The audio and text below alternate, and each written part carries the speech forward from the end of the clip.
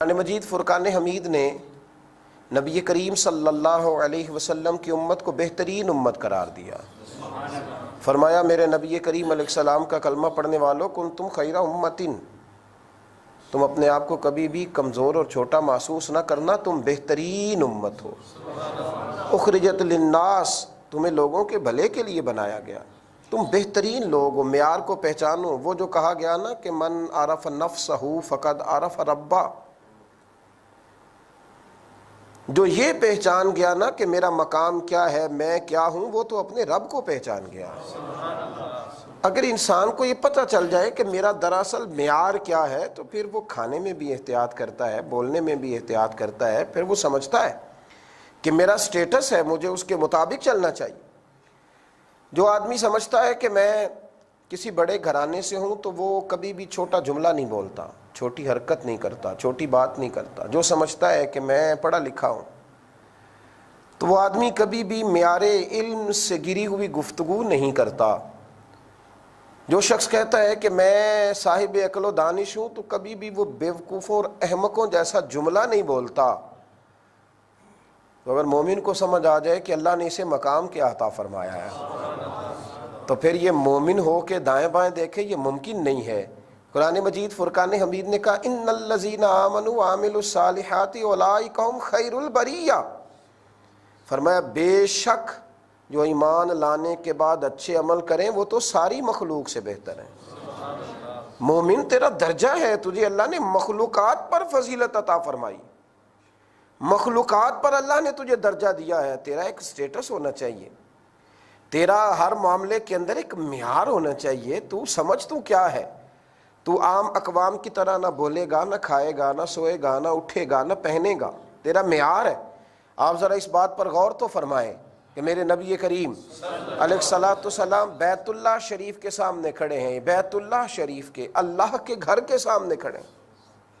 اللہ کا گھر، وہ گھر جسے پہلے فرشتوں نے بنایا، وہ گھر جسے حضرت آدم نے بنایا، وہ گھر پھر جس کی تعمیر حضرت ابراہیم خلیل اللہ نے فرمائی، حضرت اسماعیل ذبیح اللہ نے فرمائی، وہ گھر جس کو میرے نبی کریم علیہ السلام دیر تک بیٹھ کر دیکھا کرتے تھے۔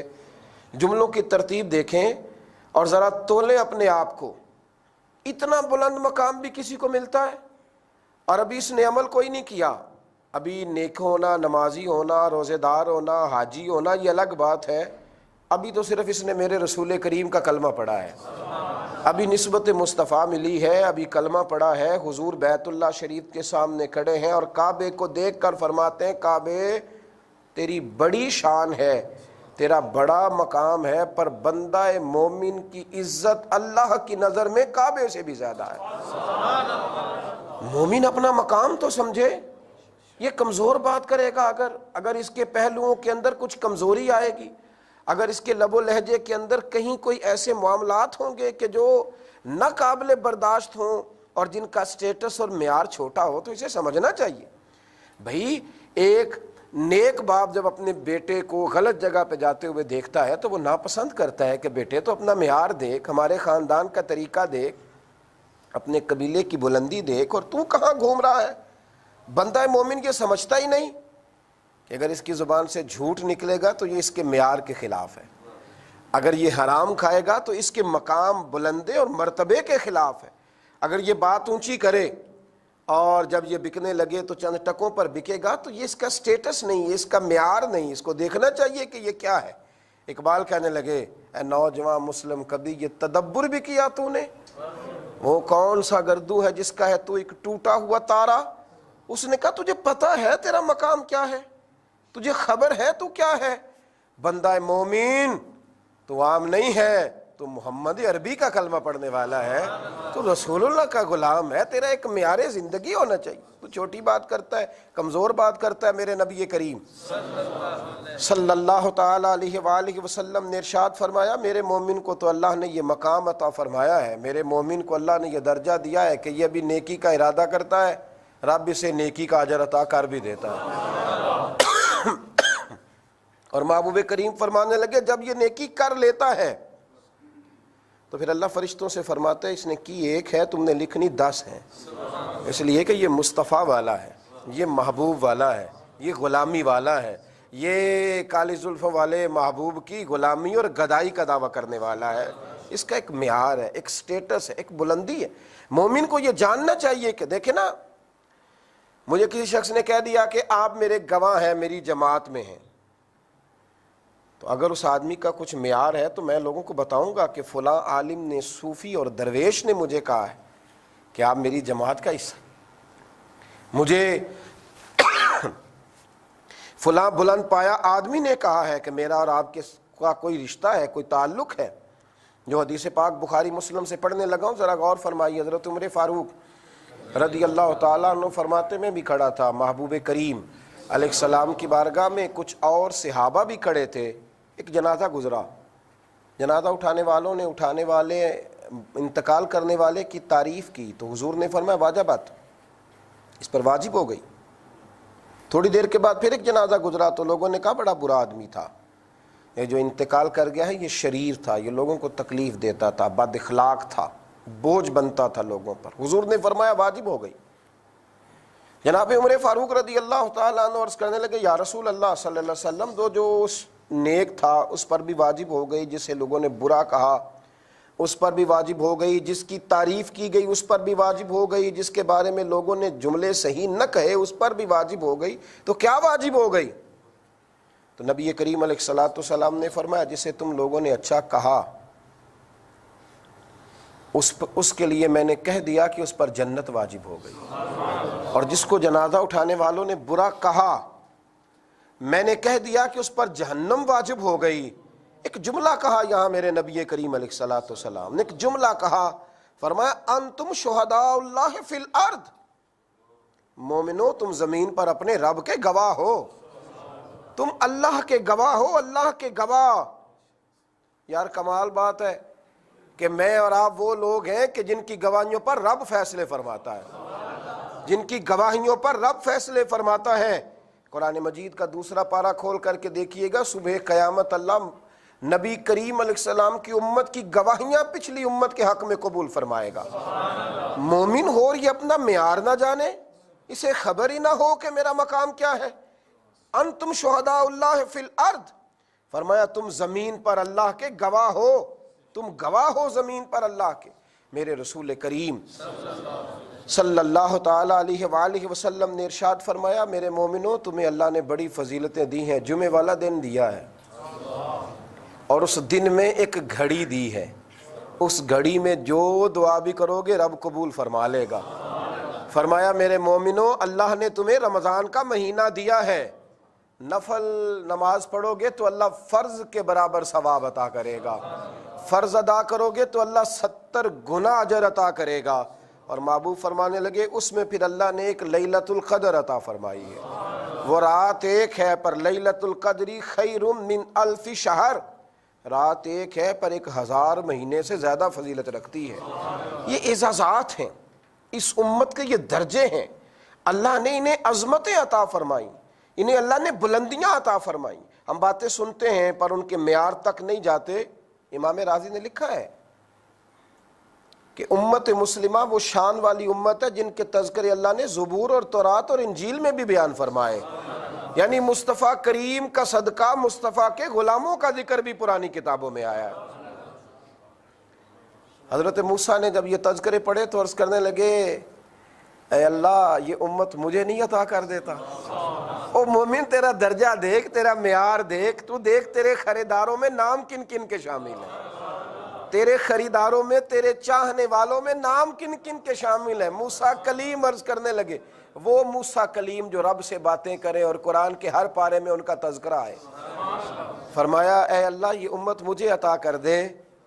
تو رب کریم نے کہا موسیٰ یہ جو شانوں والی امت ہے نا، یہ جو عظمتوں والے، یہ جو مومن ہے جن کا ایک مقام ہے، یہ جن کو میں نے معیار دیا ہے، جن کو میں نے نوازا ہے، انہیں میں اپنے رسول کی غلامی میں دوں گا. یہ میں نے حضور کے غلام بنائے ہیں، یہ شان ہے ان کے غلاموں کی، تو پھر سرکار کا عالم کیا ہوگا. یہ ان کے غلام میں نے بنائے. تو موسیٰ علیہ السلام نے خواہش عرض کی، کہا اللہ پھر اس شان والے رسول کا مجھے بھی امتی بنا دے، مجھے بھی امتی بنا. بھائی تو اپنے معیار کو سمجھ، تو سمجھ تو صحیح تو کیا ہے.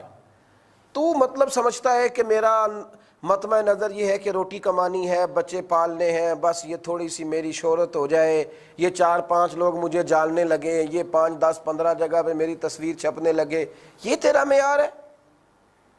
اس کو تو اپنا سٹیٹس سمجھتا ہے۔ دیکھ مدینے کے محبوب علیہ السلام نے کیا ارشاد فرمایا، اور میرے نبی کریم علیہ السلام نے کس کس انداز میں باتیں ارشاد فرمائی۔ فرمایا مومن کو دنیا میں تو اللہ عزت دے گا ہی، جب قیامت میں میرا مومن آئے گا نا تو میرے محبوب کریم علیہ الصلوۃ والسلام فرمانے لگے جس جس جگہ وضو کا پانی لگتا رہا نا، میرے مومنوں کے وجود کے وہ حصے اس طرح چمکیں گے جیسے 14ویں کا چاند چمکتا ہے۔ اور حضور فرمانے لگے قیامت کے دن ان کا معیار یہ ہوگا رب کی بارگاہ میں کہ پل صراط سے گزرتے ہوئے لوگ ڈریں گے، لیکن جب میرے غلام آئیں گے تو یہ تیزی سے گزر جائیں گے۔ فرمایا 120 صفیں جنتیوں کی ہوں گی، مومن تیرا مقام یہ ہے کہ 80 صفیں صرف مدینے والے کا کلمہ پڑھنے والے کی ہوں۔ مدینے کے چاند فرمانے لگے یہ بھی یاد رکھ، امتیں پہلے آئیں، ہزاروں سال پہلے انتقال کر گئیں، ہزاروں سال قبروں میں رہیں، لیکن جب جنت کا مین گیٹ کھلے گا تو وہ جو بڑے پہلے سے دنیا سے گئے تھے وہ پیچھے کھڑے ہوں گے، اور سب سے پہلے اللہ میرے کلمہ پڑھنے والوں کو جنت میں داخلہ عطا فرمائے۔ میں سوچ میں پڑ گیا، میں نے کہا مومن کا مقام ہے نا، کئی جگہوں پہ کثرت کسی اور کی ہوتی ہے پر سیادت کسی اور کی ہوتی ہے، کثرت کسی اور کی ہوتی ہے پر حکومت کسی اور کی، برادری کوئی اور ہوتی ہے پر حکومت کوئی اور کرتا ہے۔ تو یا رسول اللہ صلی اللہ تعالی علیہ وسلم یہ جنت کے اندر کثرت تو اس امت کی ہوئی کہ جنتیوں کی 120 صفیں ہیں اور 80 صفیں امت مصطفیٰ کی ہیں، تو یا رسول اللہ صلی اللہ علیہ وسلم یہ سرداری کس کی ہوگی؟ تو محبوب نے فرمایا مومنوں تمہیں ایک اور مقام دیں گے، تمہیں ایک اور مقام دیں گے، تمہیں ایک اور شان دیں گے، تمہیں سردار بھی معمولی نہیں دیں گے، تمہیں جنت میں جب سردار ملیں گے تو حسن اور حسین ملیں گے۔ تم جب سرداری کی بات کرو گے تو تمہارا سٹیٹس بلند ہوگا، الحسن والحسین سید الشباب اہل الجنہ۔ مومن کو یہ مقام ملے گا، مومن کو یہ مقام، اللہ کرے آپ سمجھے میں کہاں بات کر رہا ہوں، اللہ کرے آپ سمجھے کہ میں کہاں بات کر رہا ہوں۔ یہ مومن کو معیار ملے گا کہ لیڈر بھی حسن اور حسین جیسے ملے گا، یہ لیڈر ہے حسن اور حسین، تم ناز کرو گے کہ کائنات نے اگر ہمیں سربراہ دیے ہیں نا، رب کریم نے کائنات میں سے ڈھونڈ کے تو کچھ شانوں والے عطا فرمائے، سید الشباب اہل الجنہ۔ خواتین سوچ سکتی تھیں کہ یہ تو جنتی جوانوں کے سردار ہیں، تو محبوب ہمیں کیا ملے گا؟ فرمایا تمہاری سرداری میری لخت جگر سیدہ فاطمہ الزہرا کریں گے، سیدۃ النساء اہل الجنہ۔ تمہارا ایک مقام ہے بھائی، مومن کا ایک درجہ ہے، مومن کا ایک وقار ہے اللہ کی نظر میں، ایک ایک اس کا احترام ہے، اس کا ایک اعزاز ہے۔ میں سوچنے لگا کہ مومن دنیا میں شان یہ ہے کہ تھوڑا عمل کرتا ہے زیادہ اجر پاتا ہے، دنیا میں شان یہ ہے کہ اس کی عزت کعبے سے بھی زیادہ ہے، دنیا کے اندر یہ مقام ہے کہ یہ جنت میں بھی سب سے پہلے جائے گا، تو یہ بس اپنے لیے ہی سارا کچھ کرے گا یا کسی اور کے لیے بھی؟ تو میرے مصطفیٰ کریم نبی رحمت صلی اللہ تعالی علیہ وآلہ وسلم نے ارشاد فرمایا، ترمذی میں موجود ہے، مدینے کے اندر بنو تمیم قبیلہ سب سے زیادہ بکریاں پالتا تھا، میرے کریم رسول فرمانے لگے قیامت کے دن اللہ میرے ایک مومن کے کہنے کی برکت سے، میرے ایک مومن کی سفارش کی برکت سے بنو تمیم قبیلے کی بکریوں کے برابر لوگوں کو جنت میں داخل کرے گا۔ یعنی یہ وہ لوگ ہیں جن کی گواہیاں دنیا میں قبول کر کے اللہ فیصلے کرے گا، اور مومنوں تمہاری گواہیاں قبول فرما کے اللہ سفارش قبول فرما کے قیامت میں اللہ گناہگاروں کو جنت بھی عطا کرے گا۔ اس لیے میرے نبی کریم نے حضرت عمر سے اور مولا علی سے کہا کہ اویس کرنی سے ملنا اور اسے کہنا تو وہ مومن ہے کہ مومنوں میں تیرا مقام اونچا، اسے کہنا میرے گناہگاروں کے لیے دعا کرے، اسے کہنا، اپنا معیار سمجھیں، اپنا سٹیٹس سمجھیں، آپ دیکھیں آپ کیا ہیں، ایسے ہی ذرا پیسے نہیں ہیں اور ذرا غریبی ہے اور ذرا بیماری ہے تو اپنے آپ کو کمزور اور چھوٹا محسوس نہ کریں۔ میرے محبوب نے فرمایا تمہیں شانیں اتنی دے کے جا رہا ہوں کہ جب بھی جیو گے نا سر اٹھا کے جیو گے، وقار سے جیو گے، عظمتوں سے جیو گے۔ دعا کرتا ہوں رب کی بارگاہ میں اللہ ہمیں اپنا معیار سمجھنے کی توفیق عطا اور مقام مومن کی آنکھوں میں اللہ واضح فرمائے۔ آخر دعوانا ان الحمدللہ رب العالمین۔